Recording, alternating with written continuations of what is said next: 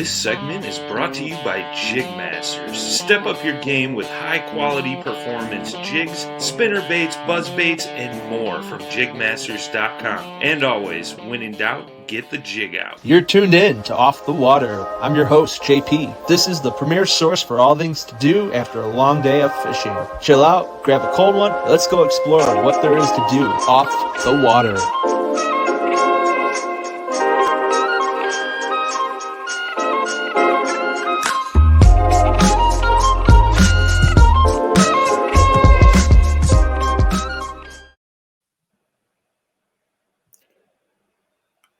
What is up, everybody? Welcome back to the podcast. I'm your host, JP, and you are tuned in to Off the Water. Before we get started, I just have a couple announcements to make on behalf of Paddle and Fin. If you guys haven't already, get signed up for our Trail Series event that's going on. We are in full swing. We just did the tournament on the Tippecanoe River in Indiana, and we're moving it up to the Coldwater Chain in Michigan. It's going to be an awesome tournament. Bass are on their beds. Put your skills to the test. After that, we're going to shoot over across the lake to Madison, Wisconsin on the Madison Chain, home of some giant smallmouth. And then after that, we're coming back to Illinois. We're bringing it here to Illinois on the Fox River, land of smallmouth. And that's going to be in July. Check out the Paddle and Fin website for all the dates and locations of where the events will be. Get signed up on TourneyX. Come out, hang out with us, and win some money while you're at it. And another big announcement. We are now with Waypoint TV.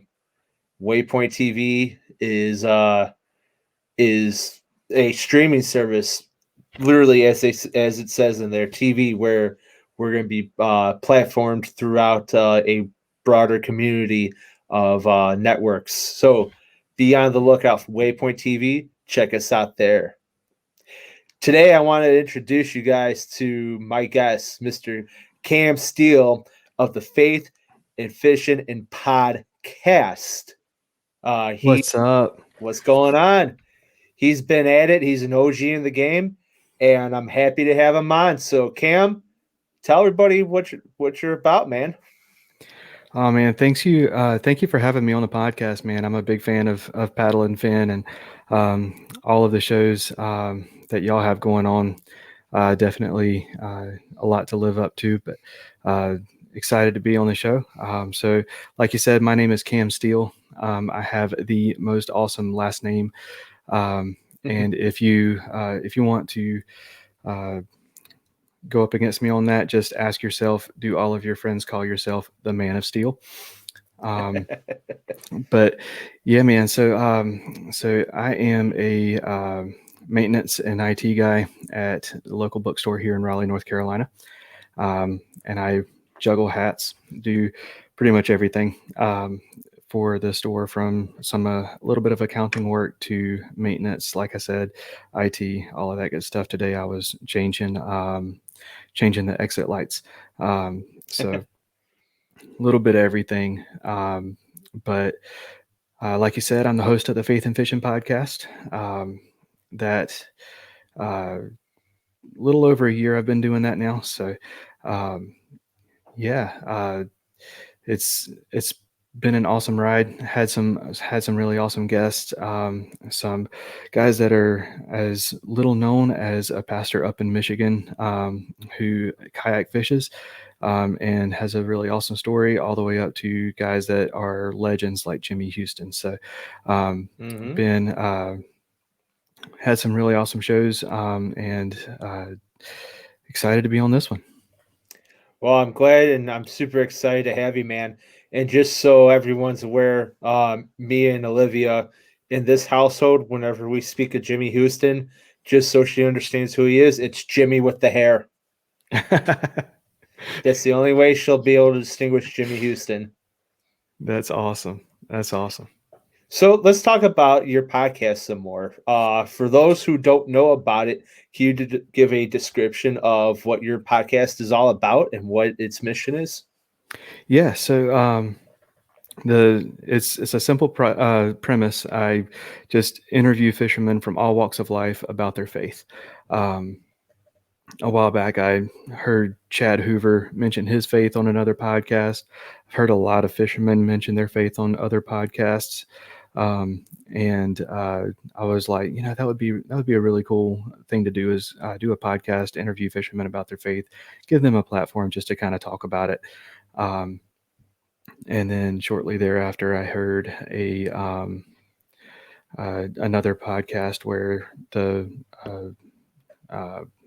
content creator said, if there's content out there that you want to hear or see that you can't find, it's on you to make it.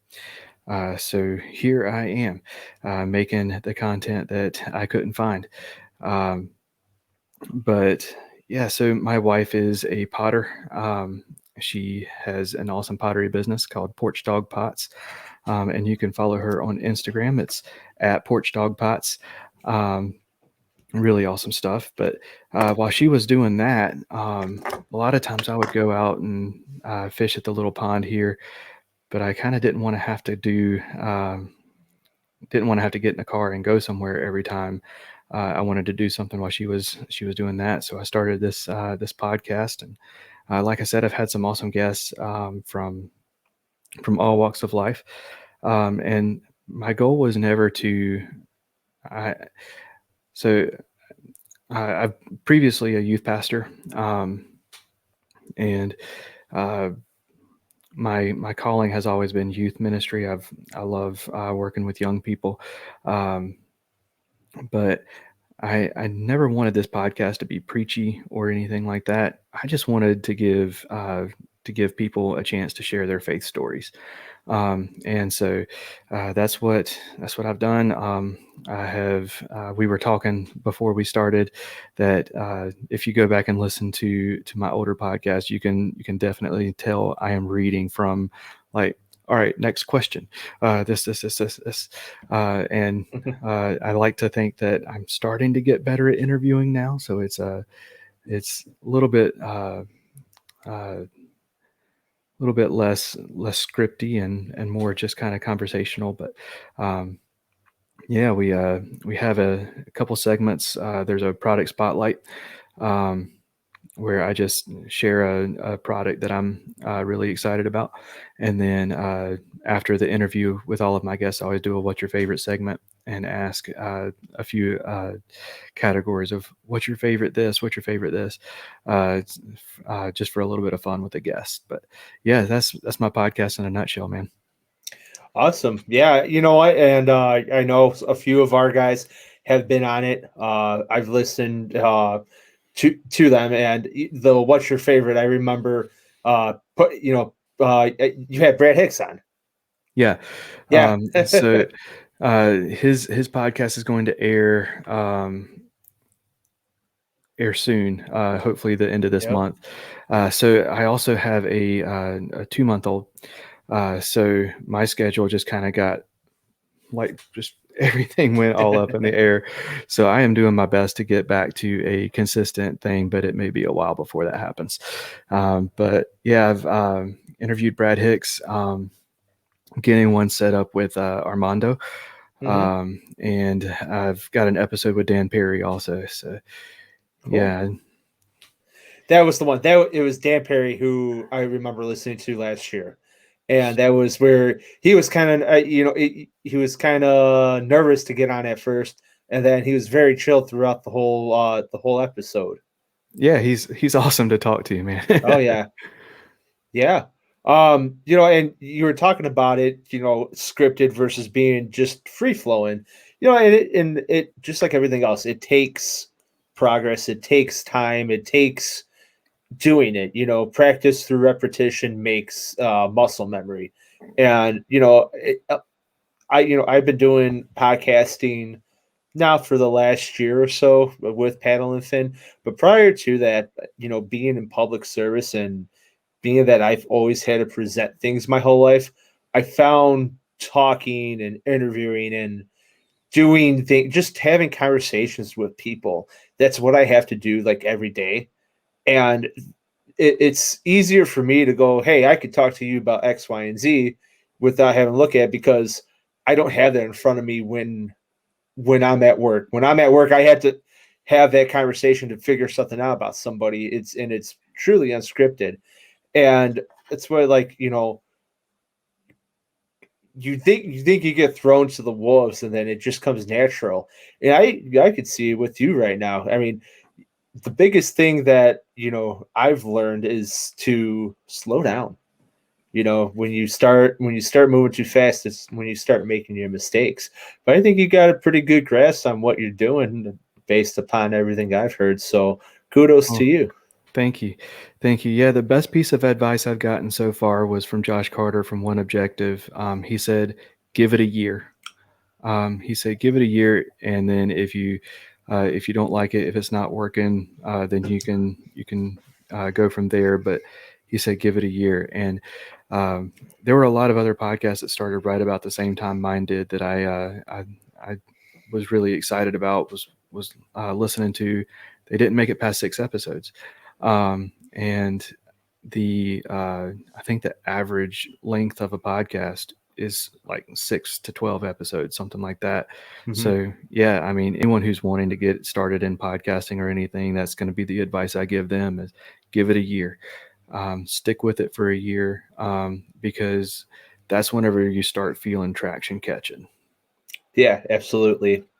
It's funny because I was just telling my fiance Olivia about it. And it's like, I remember, and I still do it, having to reach out to, and I still reach out to people all the time. But now it's to where, let's say yourself or a couple other people are now starting to come and reach out towards me. It's like, holy crap, someone's actually listening. Yeah. So, and it's a great feeling. It's a great feeling knowing that you are making a difference in accomplishing what you set out to do with your podcast.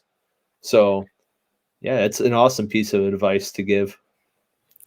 Yeah, man. Thanks, Josh, for that one.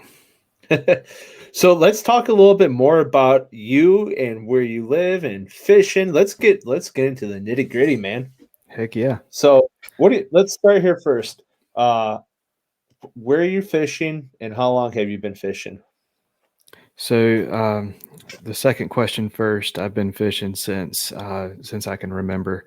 My first memories are of fishing. My dad would take me. He was a forest ranger, and he had permission to fish at a bunch of different farm ponds and stuff, and would take me. And then my grandpa had a creek that would run behind his house. We would fish with cane poles, like bamboo cane poles, with not even braided line, just thread and a little hook, and would catch dace and chubs and other minnows and stuff. And I've always been fascinated with all things fish. So in high school, middle school, high school, I kind of didn't fish as much. I got more into basketball. And then college, I got into music. And then whenever I graduated college, I started getting back into fishing again. It was actually Marty Zoffinger on YouTube that I saw fishing from a kayak. I was like, hey, I can do that. I can afford that. I can get a kayak. I can get off the bank. And man, whenever I got that addiction, it just kind of exploded, man. Yep. But in terms of where I'm fishing, so a few years ago, I moved to Raleigh, and I live in Garner, but the Raleigh Garner lines runs through our backyard. So I live in Raleigh, but my kayak lives, or I live in Garner, but my kayak lives in Raleigh. But so I'm within driving distance of 3 of the biggest, baddest lakes in North Carolina, and Jordan, Falls, and Harris. The MLF actually has the heavy hitters here every year. But yeah, so out of those 3, I fish Harris the most. There's actually a lake here just by the airport called Crabtree. And I'm going to kick myself for saying this over the air, but it's like unknown to anybody. But it is, it is such a great fishery. It's, there's so much, there's lot of crappie. You can't eat anything out of there. They've had some pollution issues that they're still trying to clean up. But the bass are awesome. They're always really fat and healthy. My PB actually came from there. It was Awesome. just over 6.5 last spring. The catfishing is really good, and there's some massive carp in there too, which my goal this year is to catch one of those that's over 30 pounds from the kayak. Cool. Still learning lakes.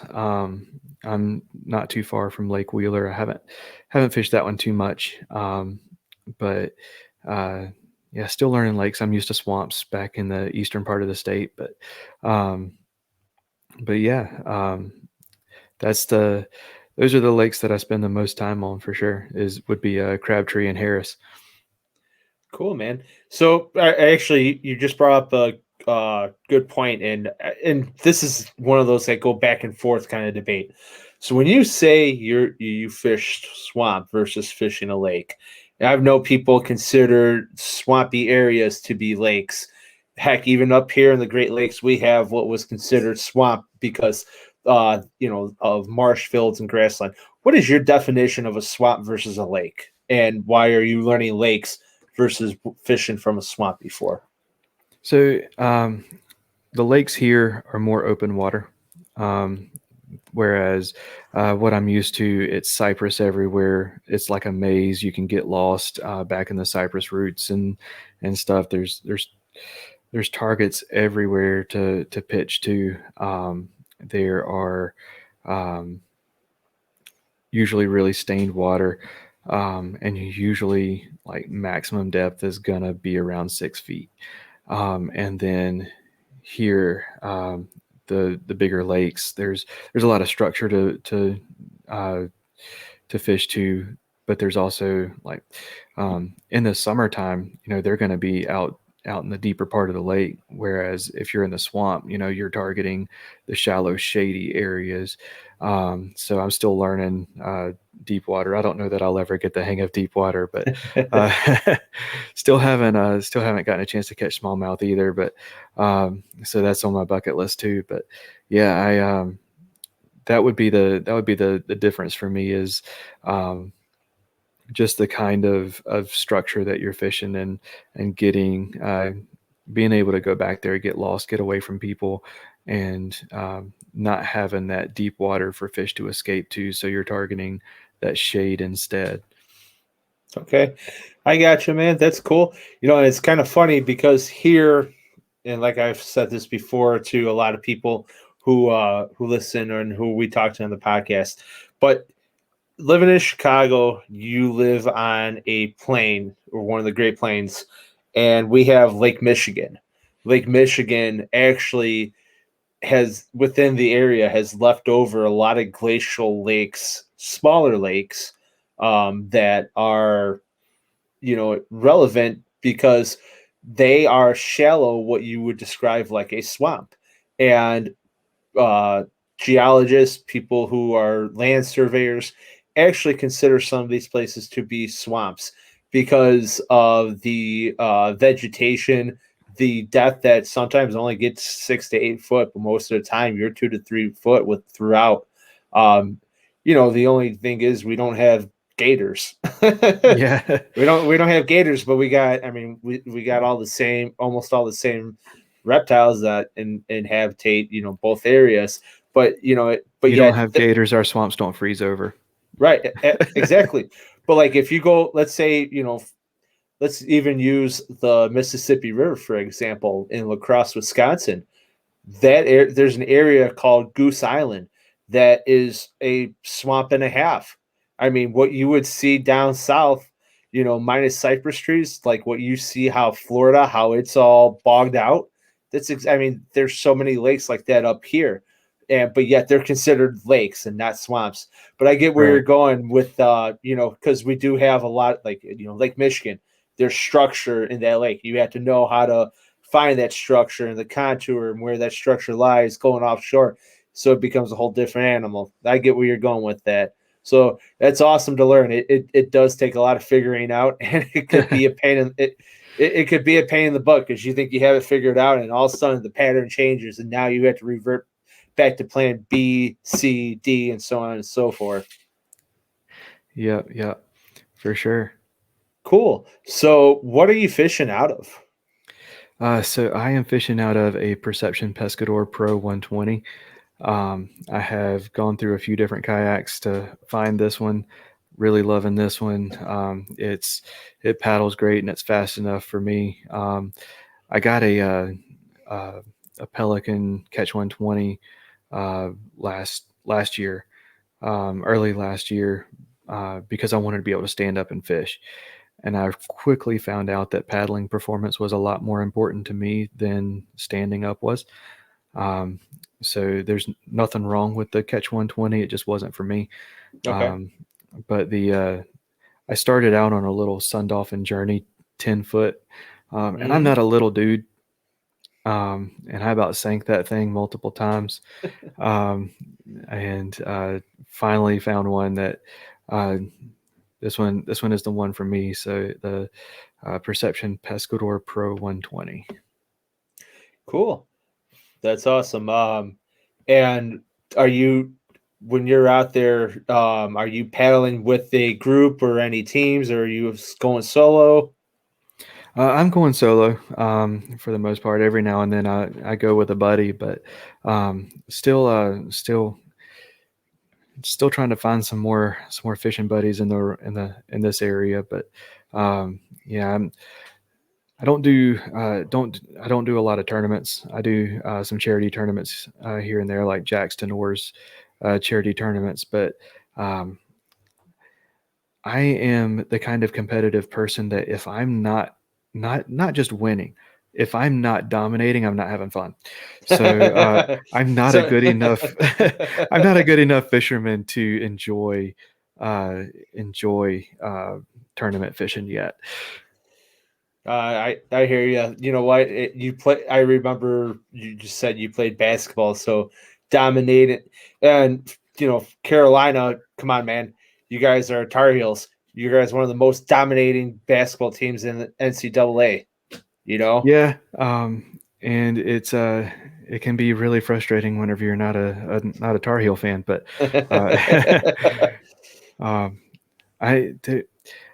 I'm not super into any of the teams. I can't stand the Tar Heels. I really, really, really can't stand Duke. My wife went to state, but for the most part, I have trouble getting behind a team that no matter who they're playing, their fight song says "Go to hell, Carolina." But I mean, it's if I have to pull for somebody, I'm pulling for state or Okay. whoever's playing against Duke. Nice. And now 2 questions about your setup here. Number one, or actually, it's one question, but it's a 2-part reference. Is that mic cover because of Carolina Blue, or is it or because of being the man of Steele? So it's actually I picked the blue one because my the Faith and Fishing logo is blue. Okay. So that's the only reason. I'm really not a big fan of blue, but the logo just worked. Nice. Have a buddy who's a graphic designer, Tyler Worrell, and he did a phenomenal job with the logo. And all I told him was I was like, I wanted something water related, and it was awesome. So I decided to stick with the blue cover for now until it gets worn out. Nice. Awesome. So before we move on, I just want to give you a couple plugs right here and give everyone who's watching on YouTube when they watch this, I want them to see everything you have on your social media page. So I'm going to go ahead and share that with everybody. And you can walk us through some of this stuff too. So we're going to start off with your Instagram page. All right. Oh, we were so much for me being prepared, right? All right. There we go. All right. So we're here on your Instagram page, and I will say you have some awesome posts on here, like the stormtrooper right here. That's cool. Thanks. There's another one down here I saw that was really cool. But you know what? You're pretty active on social media. You're pretty active with everything you're doing. You got any tips for those who are following you or looking to aspire in the social media and podcast world on how to keep up with your media appearance and what you're doing? Oh man, I'm the wrong person to ask. I in terms of social media, man, I don't feel like I'm good at it. So most of the time I don't know what I'm doing. I just take a whole bunch of pictures, pick the one that looks the best, and most of what I know I learned from my wife. She's got her Instagram page for her pottery business, and I just whenever I first started on Instagram with the podcast, I was asking her a whole bunch of questions like, how do hashtags work? And what is this? What's the best way to do this? And she kind of held my hand and walked me through it. So big shout out to her. So um, Nice. my advice is to find someone who knows what they're doing and ask them questions. Well, and you know what? She did pretty good because right here, this is probably one of the best things anyone can ever do for social media is create a link to everything that you have that is website or anything you want links in. So Linktree right here, right? So Yep. click on anywhere. I'll take you, to a few of your sponsors. It's going to take you to Anchor and Spotify. It's going to take you to your storefront.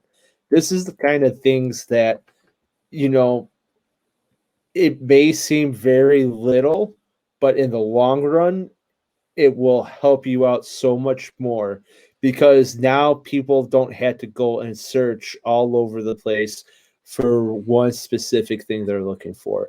So I just want to give you a kudos on that because that really does help so much. I mean, you especially like when I was setting up for this interview, you having that link tree right there made everything so much easier for me just to go, okay, boom, boom, boom, boom, boom. This is all here.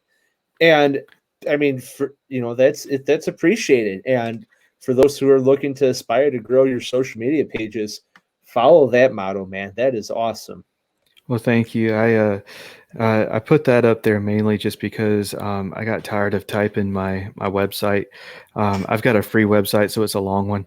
So I just kind of figured I saw some other people that had that link tree, and I was like, hey, that's a good idea. I'll do that. So Cool.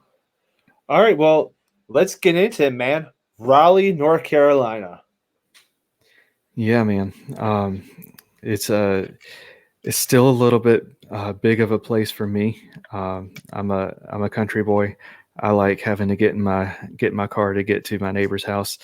So I'm still getting used to it, even though it's been a few years. But yeah, man, it's as far as cities go, it's not too bad. Cool. So, how long have you been there? A few years, you said. So, about that 3 to 5 year range. Uh, yes, let's see, 4 years. Cool. 4 years. So, what drew you to Raleigh versus anywhere else that you could have gone? My wife. Your wife. So Okay. so at the time, we were dating, and I was a youth pastor at a very small church in a really really tiny town called Deep Run, North Carolina. It's kind of gotten a little bit of press lately with Vivian Howard from Chef and the Farmer in Kinston, writing some cookbooks and stuff. But yeah, Deep Run. Real small town, and my wife was in school. She is a civil engineer, and she was in school at State for civil engineering, and was starting to look for jobs. We knew there wasn't going to be anything in Deep Run for her, and we prayed about it, and I kind of started feeling this call to pursue her and our relationship. So I ended up leaving that church to come up here, and bounced around at a couple of jobs. I tried my hand at selling cars, and working for a marketing firm selling direct TV. Turns out that it is very difficult to sell something you don't believe in, and it's very difficult for an introvert to sell stuff anyways. So finally ended up at Quail Ridge Books here in Raleigh. It's a phenomenal bookstore, and awesome place to work. But they given me a lot of opportunities to grow in the bookstore, and also uh, be here with my family. So got to give them some love too. Awesome, man. Well, sounds like your calling has been answered here. So let's talk about you know, I'm coming in from Chicago, or someone's coming in here from out of state to visit and see what this area is all about. Let's start with the restaurants, man. Can you give me 3 restaurants that you would take me to in Raleigh, North Carolina? So full disclosure, I listened to your show, so I knew these questions were coming. So Hey, that's I all sat good. down sat down with my wife, and I was like, all right, we got to think of 3 restaurants. First, you're coming to North Carolina. I've got to take you to go get barbecue. And in Yeah, North buddy. Carolina, barbecue means one thing, and that is smoked pulled pork in a vinegar-based sauce. There's some parts of North Carolina that say it's a ketchup-based, tomato-based sauce, and there's like a 10 square foot part of North Carolina that says mustard-based sauce. I'm here to tell you that they are wrong, and that it is a vinegar-based sauce. And here in Raleigh, I think the best place is Clyde Cooper's. They're downtown. You're going to want to check ahead of time because they have some weird hours, because they do so much in terms of catering. They actually catered our wedding.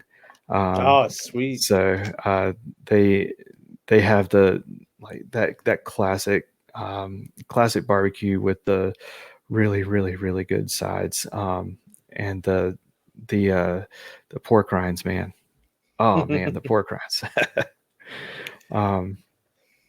And then there's a place downtown called the Station, and it's on Peace Street. It is it's one of my favorite places here. They have a absolutely phenomenal sloppy Joe, and bar food, potato wedges, um, and they usually have some local beer as well. But that would be one. And then Transfer Food Court is another place, especially if you've got a group of people. They kind of just took a big warehouse downtown, and had a bunch of food trucks to be able to set up a small restaurant space in that. And it's a food court. They've got an oyster bar in there. They've got Cool. dank burrito. They've got a Indian place, a Korean place. In the mornings they've got bagels, and in the evenings they've got pizza. There's a really good burger place. This is all under one roof? Yep, all under one roof. Wow. So that's one of mine and my wife's favorite places to go. Is there. They've got cookies and ice cream in one of the spots too. So yeah, those would be my 3. One-stop shopping, man. I like it. Yeah, man. So I don't know if you know or heard, but if you don't know, you're gonna know right now. But reigning champ. All right. So actually I had to give up the rain. I've had to give up the rain the last 2 years. One was because of COVID, and the other one is because I'm on shift at the firehouse this year.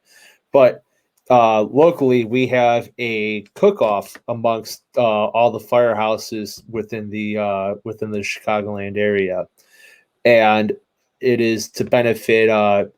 It's a disability center, so they take care of children to adults in all age ranges.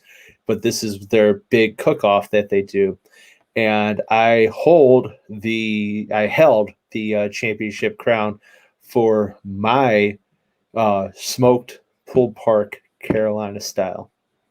Awesome. Your I'm gonna have to boy. try that sometime. Hold on. There we go. Trophy says it all. There you go. That's what I'm talking about. The proof is in the pudding.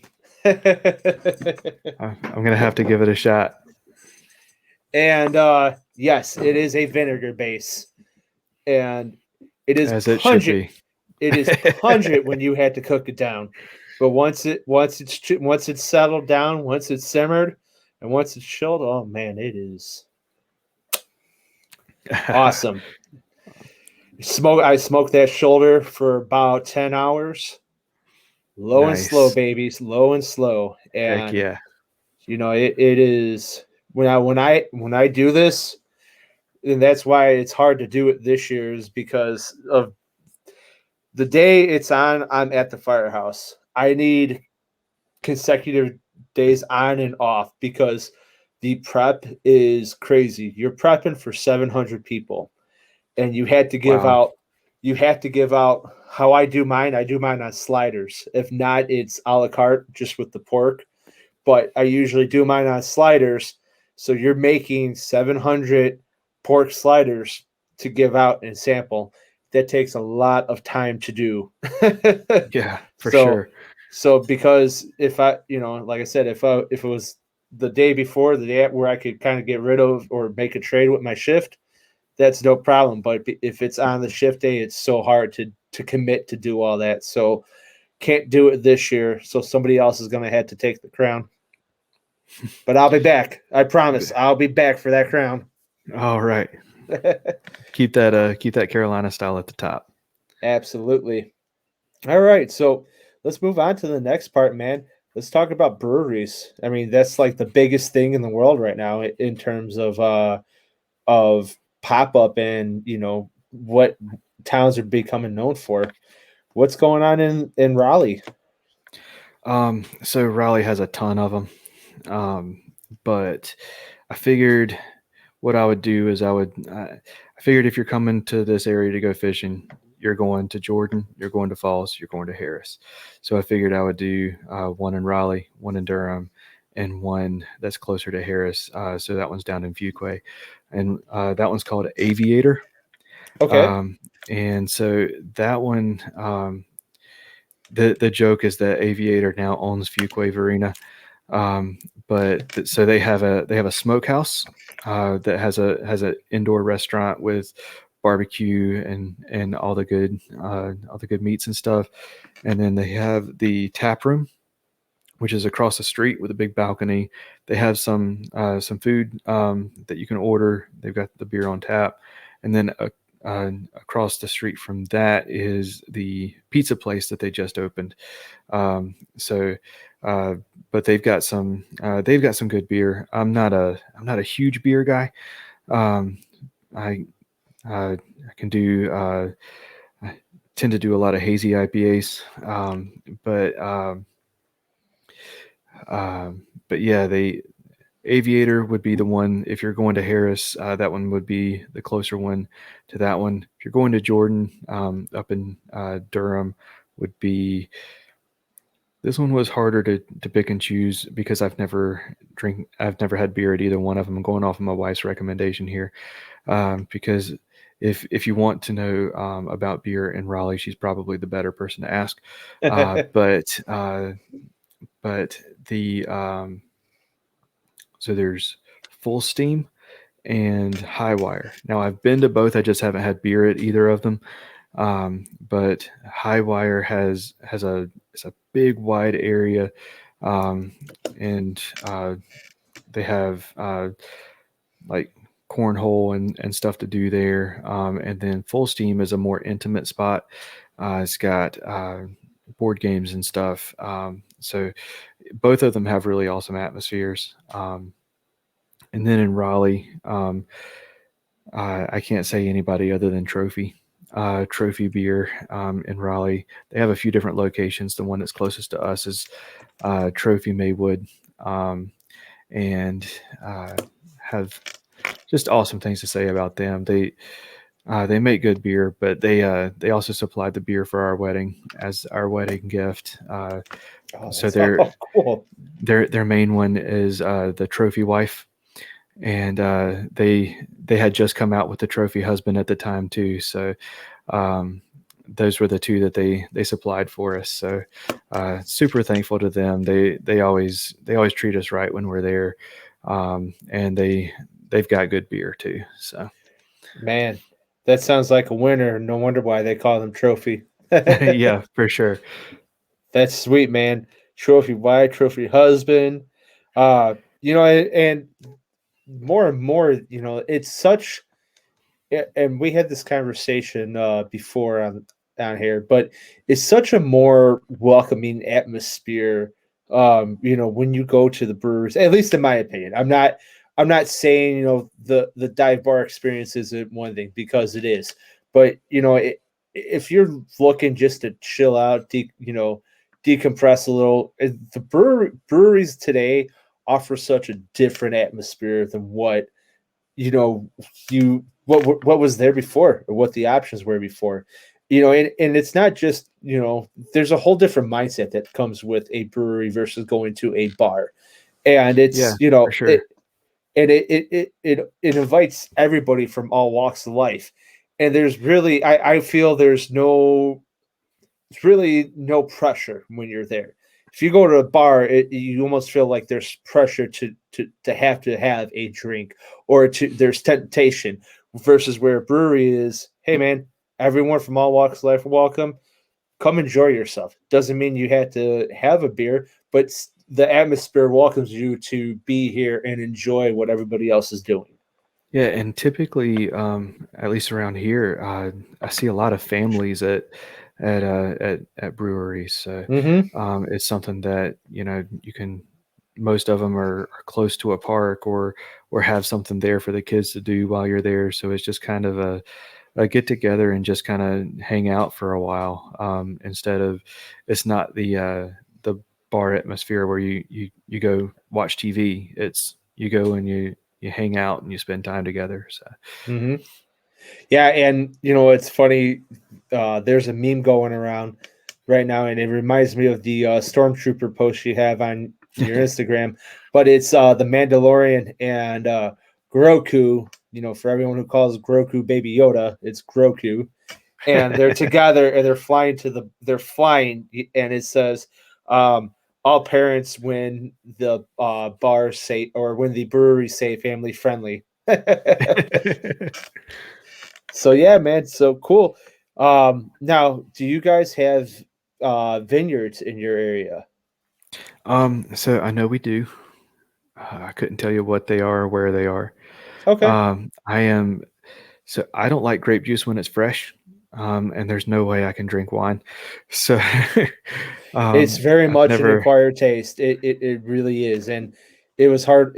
My fiance is a wino. She loves wine, and it was so hard for me to, like, get on the same level. I'm like, fermented grapes. Yeah, every time I try it, it still tastes spoiled to me. But yeah, I don't do wine, so I know we have some around here. I just have never paid attention to them. So um, uh, yeah, I don't know what they are, but No, um, it's all good.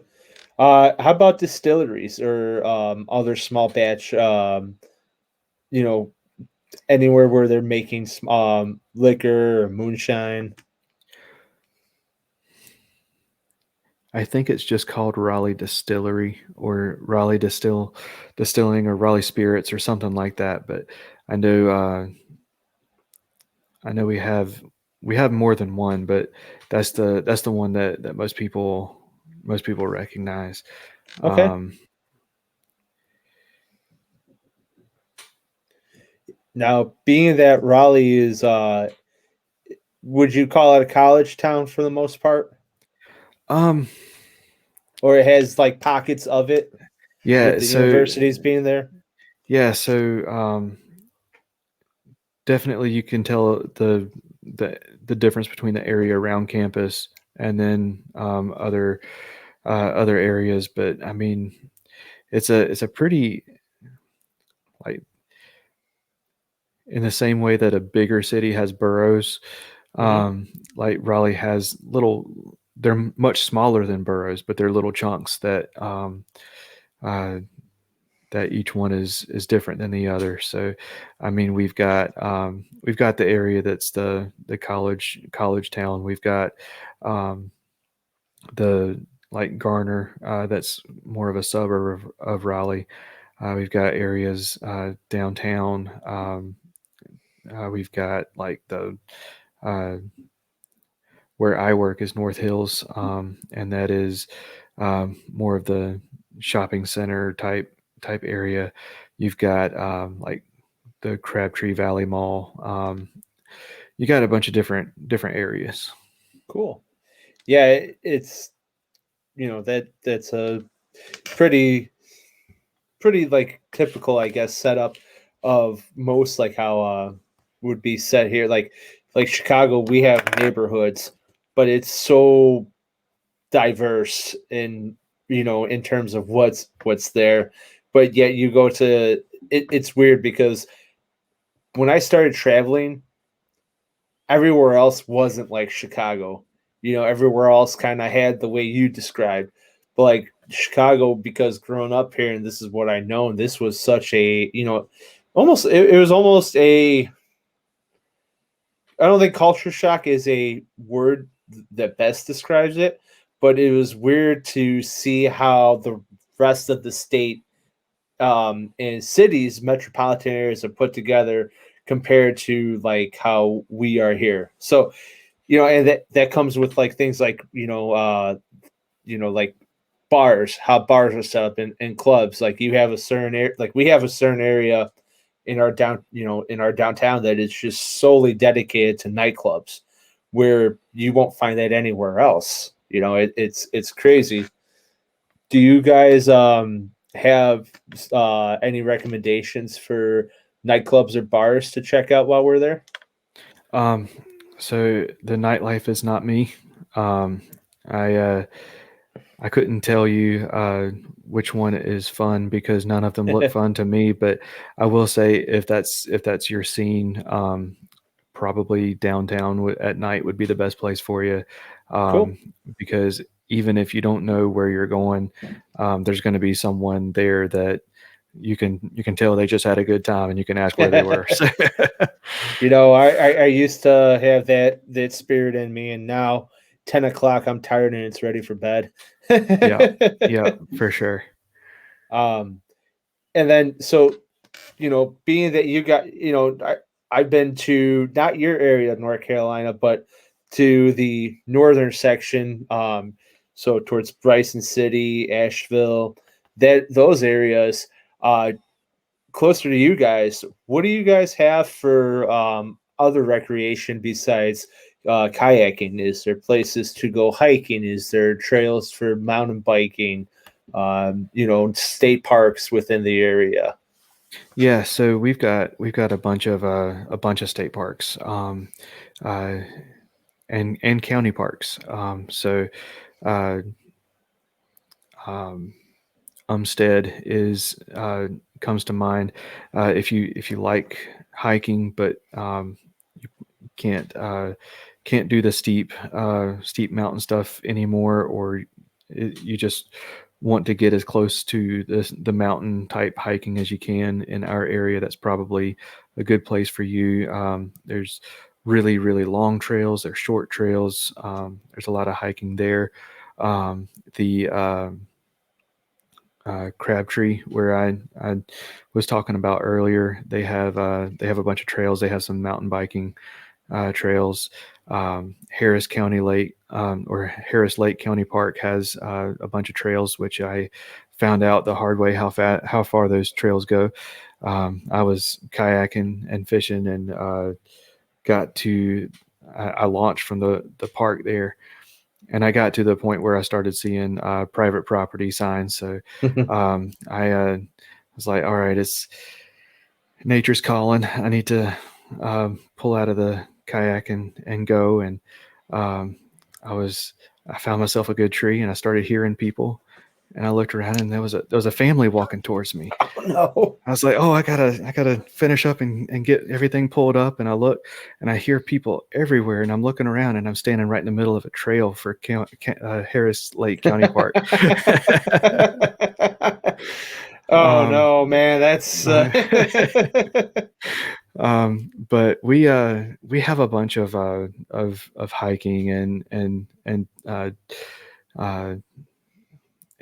just kind of parks with big playgrounds and stuff for kids and all that good stuff. So cool. And then I know you guys are on the flatter side. Do any of your rivers offer anything for whitewater? no, you gotta go much further west for that. Yeah. I kind of figured as much. You guys start to level out and get to sea level at that point. I mean, if you want to get on the Neuse River, I mean, it's going to take you where you're going fast. There's just no rocks or anything there's not going to be any rapids. It's just fast water. Gotcha. If you're trying to go upstream, it'll be like paddling on a treadmill.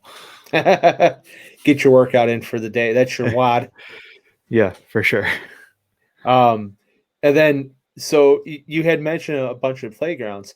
Now, is there any like other monuments, museums, galleries that are worth mentioning to check out while in your area? Man, so downtown has a bunch of museums. Museum of North Carolina Museum of Natural Science is there. We've got a nice art museum. If you're into that, it's not really my thing, but if you are, that one would be that one's a pretty well-known one and has some good exhibits. And in terms of like kids stuff, so there's a little place downtown called Marbles that has just kind of like, if you've ever been to someplace like the Discovery Place or something like that, where it's just a bunch of little exhibits for kids to kind of play on and learn on and stuff. And then they've got the IMAX theater there. So that one's got a bunch of stuff for kids of pretty much any age. Cool. And then anywhere else that's worth significant to check out while down there in Raleigh that you would want people to see? Well, I mean, for me, I mean, obviously Quail Ridge Books. I mean, one of my favorite things to do whenever I go someplace new is visit the local bookstore. So we've got a pretty awesome one there. So cool. All right. Well, that's what we have for Raleigh, North Carolina. And believe it or not, I'm actually, oh man, I want to say is at the end of September. I actually might fly into the area. I'm not sure yet. There's a class going on out there, and I had to still find the approval, but it's a swiftwater rescue class that's actually back on the Nonatella River, and flying into Raleigh would be the way to go if I do get approved for that class. So I had to wait for approval from the department in order to do it. But if it is out that way, you know who I'm hitting up. Heck yeah, man. Absolutely. For sure. Cool. Well, let's roll into it, man. It's going to be time for the segment known as One Sip. All right. Mine's in the refrigerator. Let me go grab it real quick. Yep.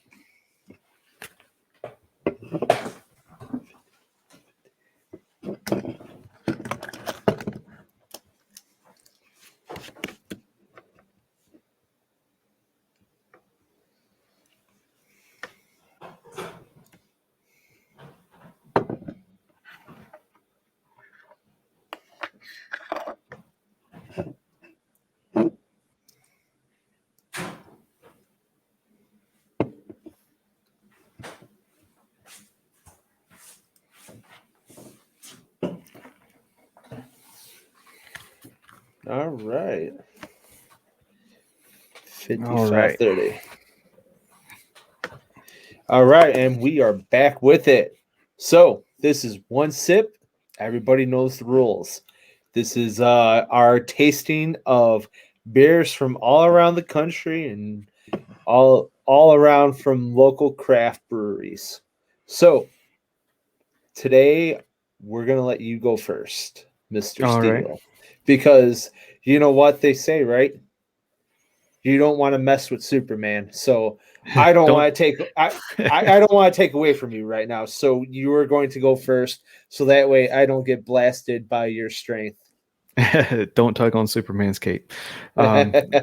So last weekend for Mother's Day, we went to Surf City, went to the beach. So we're about two hours 15 minutes away from the beach, and Surf City has a little brewery called the Salty Turtle, and this is one of their flagship beers, the Yacht Club IPA. Okay. So we are gonna give that one a shot. Nice. And my my mother, when I was younger, she gave me the nickname Turtle because of how much I loved Teenage Mutant Ninja Turtles. So Nice. anything with Turtle, I always it always has a spot in my heart. All right, so what we're going to do today on my end is from the one, the only Bell's Brewery, based in Kalamazoo. This is what summertime looks like. It's called Oberon, and this is their take on a orange wheat. It's an American wheat ale. It's a spice hop. It has a very tangerine-esque, some fruit notes with it, but it's very, very easy drinking for the summertime. They actually have, I believe it is the 15th of April is Oberon Day. That is where they release it. It is like for Michigan, like their what do you call that? Like their official start of spring. It's like, hey, Oberon's here, springtime starts, and they discontinue it October 1st when fall starts. So Gotcha. it's that kind of seasonal. So one sip, everybody knows the rules. Let's get our pour on. And this is going to be brought to you by Rocktown Adventures. Gear up and head out. Finish a nice pour on that head right there. All right. One sip. Everybody knows the rules. Cheers. Cheers.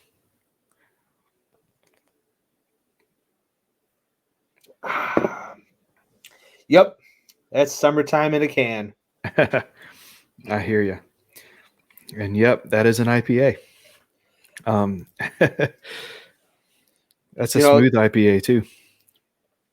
A lot of the scent that's in here, I wouldn't describe it as dank, but it is very it has a very, like, I just ate a citrus fruit and I have like that citricy leftover. So like and it doesn't just have to be an orange. It could be like zesty. That's the word I'm looking for. There's a nice little zest note left behind it. And it just makes you feel it's not a very heavy beer. So it's like, okay, you think you're drinking a Blue Moon and you're waiting for the heavy feel to come after it, but you don't have that heaviness to it. It's a very, very it's very pleasing to the palate. So out of 5, I give this one a good 4.25, 4.25 out of 5. All right. So, like I said earlier, I'm not a huge beer guy. So this one's smooth, and whenever I say a beer smooth, that means it's smooth, because I taste the bite a lot more than other people do whenever it comes to beer. So it's hoppy enough to have a little bit of a bite, but it's not the like in your face like that's spoiled kind of taste. So for me, this is a smooth beer. This is a pretty tasty beer. I'm gonna give this one a 4. Nice. Boom. There it is. One taste, one sip, everybody knows the rules. So we got a 4 and a 4.5 today. Cheers, my man. Cheers. All right. So I know we talked before the show, and I want to give you the opportunity to do this. So you were talking about your wife and what she does with pottery. So I have here, let's share the screen. I have her Instagram pulled up. So want to go ahead and give a shout out to her and plug her. We'll pull this up. Yeah, so Porch Dog Pots, her big thing is functional ceramics. She does these what these are called. She calls them her doodle mugs. But she does. You can kind of see she's evolved into a really really awesome potter. So every so often she does these sales on her Instagram stories, and so you want to make sure you follow her because I think she's not going to be doing the website quite as much now because Instagram is just so much easier. But yeah, so like that one there, the one with the black zigzaggy line, those are called plug mugs. You follow that line and it goes to a plug at the end and there's a light bulb at the other end, stuff like that. So that's cool. Yeah, so she's got like the fish stuff, and she does birds and other stuff. So yeah, definitely want to give a shout out to her because she does such amazing work. But and she's just such an amazing person, mom, wife, all of that good stuff. So good. Yeah, Now, man. does she do any kind of like planting, like plant boxes or mugs like that? So she does. She does planters, the footed planters. So they're like that, and then they've got the little feet on the bottom. And then she just started experimenting with the planter that has the dish at the bottom built into it. So yeah, she's definitely got a bunch of stuff. But yeah, definitely want to give her a shout out. Cool. Got to give a shout out to Save Your Outdoors. At the moment, they're the closest thing I've got to a sponsor. I'm on their pro staff, but they treat me really awesome. And Vector Hooks, I'm on their pro staff as well. They make an awesome product. Happy to represent them. And yeah, just getting ready to launch some new t-shirts. This is one of them here.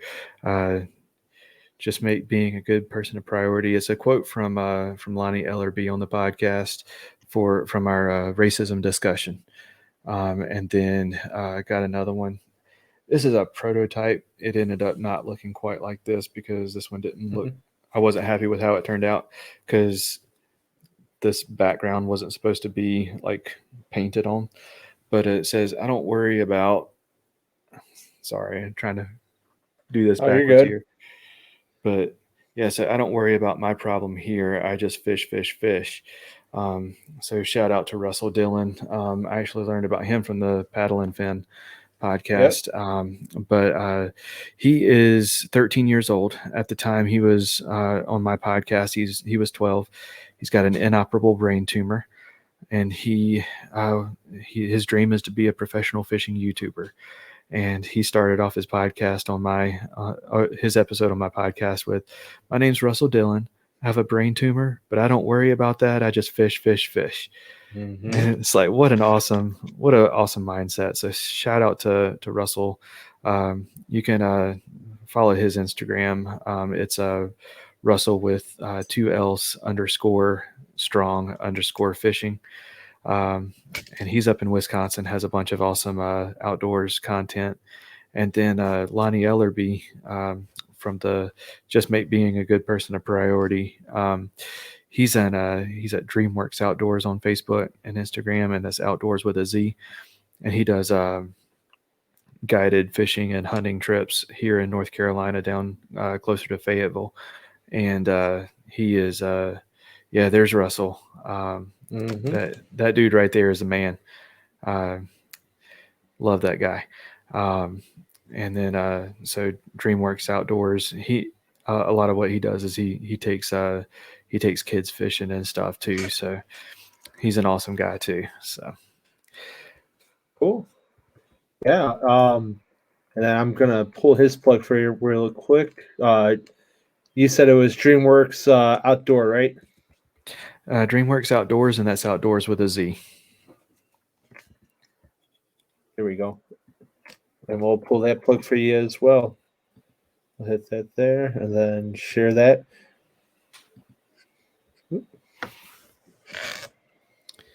And hopefully by the time this airs, I'll have another sponsor to give a shout out to. But yeah, there's Lonnie. Yep. Cool. So yeah, most of his stuff is on Facebook, but yeah, he's an awesome guy too. So awesome. Well, Cam, I want to say you have been an awesome guest on the show. I hope you enjoyed yourself here. Talking about Raleigh has been awesome. I actually learned a lot, and what you're doing with your podcast is awesome. The way you have it set up to where you're keeping it at a form where it's open, where it's easy for anyone to go to and come on to a platform and talk. It could be a taboo free people, and you make that very welcoming. So keep up the great work. And I just want to also say to you, with fishing and with your podcast and with everything you're doing, man, keep headstrong with it. I know that, sometimes we all face our challenges, but you've been pushing through. Like I said, I've been following you on social media, so I know some of the things you put out there, and, keep it going strong, man. Keep it alive. You got this. You're making headway, and, good luck with all your endeavors coming up. Well, thank you so much for having me on. I've thoroughly enjoyed it. Had a blast, and thanks for the kind words, and for giving me a chance to talk about what I do and where I am. Not a problem, man. Happy to have you back anytime. Awesome, dude. Well, guys, that's been this episode of Off the Water. Tune in next time and see where the journey takes us. Until then, I'll see you guys off the water. Thanks for tuning in to another killer episode on Paddle and Fin. Don't forget to go check out our website at paddle_and fin.com. Don't forget to check out the YouTube channel at Paddle and Fin. If you got a question, comment, want to hear from a future guest on a future episode, feel free to email us at paddle_and fin@gmail.com. Don't forget to follow us on social media at Paddle and Fin on Facebook and Instagram. Shout out to our show supporters, Angler. The Angler button and app just makes for a better time on the water and creates a virtual logbook for every fishing outing out on the water. Shout out to Rocktown Adventures, located in Northern Illinois, for all your kayaking, camping, and hiking needs. Shout out to Jigmasters Jigs. When in doubt, get the jig out. Go to jigmasters.com. All right.